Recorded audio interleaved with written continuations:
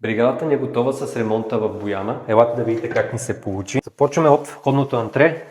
Ето тук сме с плочки 120 на 60. Преход между тях и настилките в трапезарията безлайсна.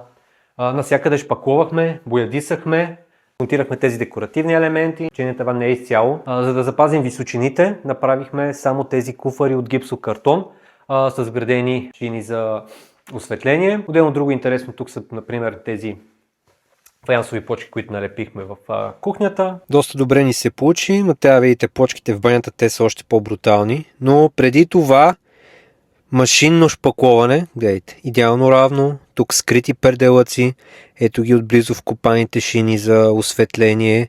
И отиваме към банята, моето любимо помещение.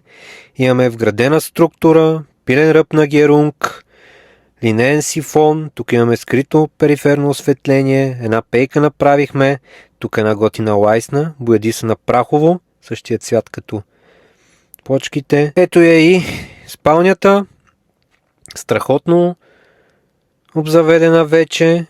Ако и на вас ви предстои ремонт, свържете се с нас, правиме безплатен оглед и оферта и съответно може да ви съдействаме с всичко, включително и дизайн.